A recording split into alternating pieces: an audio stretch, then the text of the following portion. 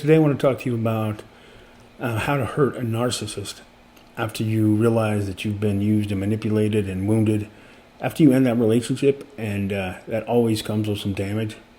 And depending on what the damage is, like if you've lost your kids, or if you've realized that you've been conned out of a lot of money, if you've been played, if your reputation's been damaged, if your mental health has been ravaged. I mean, all the consequences that come from being a good enough person or a naive enough person to try to actually love somebody like this, you know what I'm talking about. And it's a very natural reaction. One of the things that I get so tired of hearing, and I'm sure it'll be in the comments below by a few people, is that, hey, don't try to hurt a narcissist. That's a horrible idea. Don't try to attack a narcissist back. Stop thinking that you can ever wound a narcissist. It's a waste of your time. Or be better. Be better than that. You don't want to be like them anyway. Well, number one, it doesn't make you like them because they hurt you or crippled you or wounded you or almost killed you emotionally and mentally. And sometimes maybe physically they've almost killed you. For you to have the instinct to want to hurt them back, that doesn't make you like them. That makes you human. And people that haven't been through it, to give you advice and to tell you to just kind of, hey, just take the high road. Go have a better life. Skip off into the distance and just be like, hey, live and learn. Que sera. That's not possible. And think about it. Here's how much sense it doesn't make. One of the reasons they were attracted to you in the first place, more than likely, is that you have a high degree of empathy. You have a high degree of empathy when you feel emotion stronger than most people. So when you've been used and abused and thrown away and treated like trash, sometimes for years, sometimes for decades, the idea that after you've been just tormented for that long, that you can just suddenly not be an emotional person is ridiculous. You have empathy because you feel things strongly. Most of the time when you feel things strongly, you feel the important things very strongly. You know that principle, that loyalty, that long suffering, that endurance, that forgiveness, that sacrifice, all those things aren't just words to you. Those are the things that you live your life based around. Those are the principles that you want to be known for in your life. And these people treat them like they're the tools of idiots. Like you're cute, or that you're an idiot, or that you're some kind of a moron puppet, because you actually value loyalty, because you want to forgive somebody, sometimes for incredibly painful things.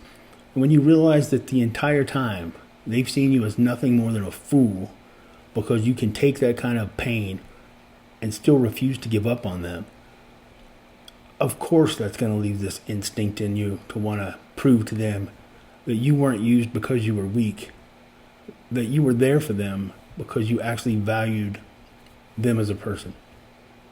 That takes real strength.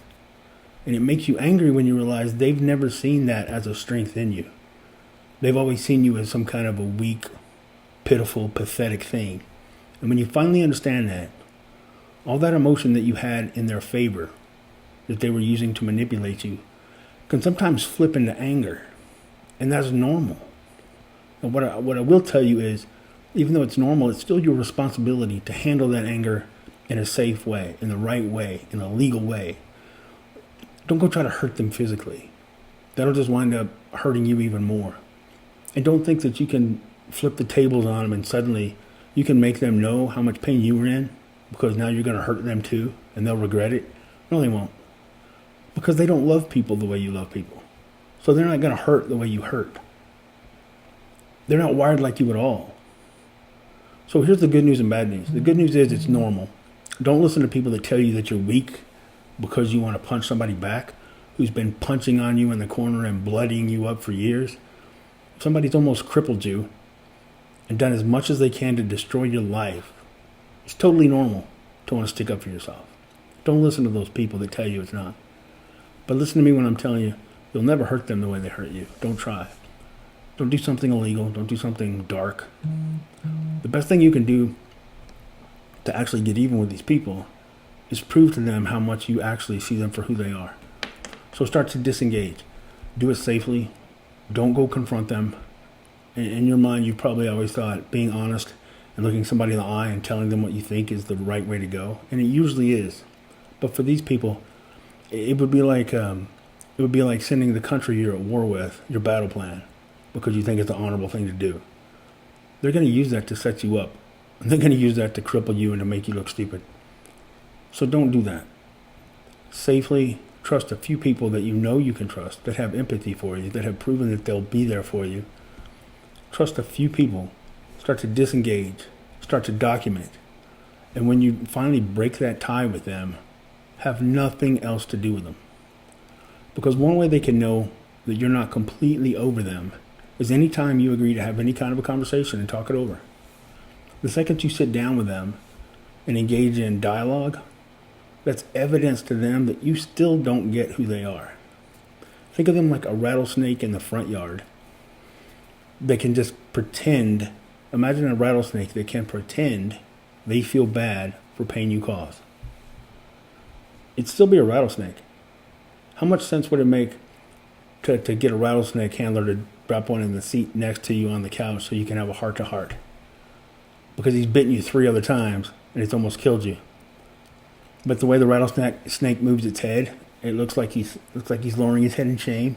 He's not. He's just trying to get in a better striking position. That's how you have to look at these people.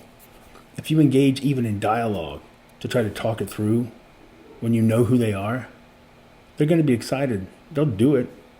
Usually they'll do it because they understand you still don't know who you're playing with. If you want to hurt them as much as you can hurt them, once you make that break, make sure you've documented the reasons why. Make sure you have as much evidence as you can. Make sure you have a place to go. Make sure you don't need their bank account. Make sure you don't need any kind of a bill or any kind of a service that's tied in with them. Make sure you have a lawyer. Make sure they don't know how to access or get to you. Make sure you have a restraining order in place when possible. And then when you cut that tie, cut it for good. You want to hurt them? Never give them a chance to sit down in front of you and reel you back in. That'll torment them. Because in their mind, they'll think, if I could just talk to them one more time, I'd have them back. And chances are they're right. If this video has been a help to you at all, please give me a like, a share, or a comment. I do have a donate link listed below. Let me know what other kind of content that you'd like to see and hear about, specifically on narcissistic, toxic, abusive relationships, borderline personality disorder, and ADHD. Those are my specialties, so I'll be coming up with more content for that soon. All right. Thank you for the view and the look, and I'll be back soon. Bye.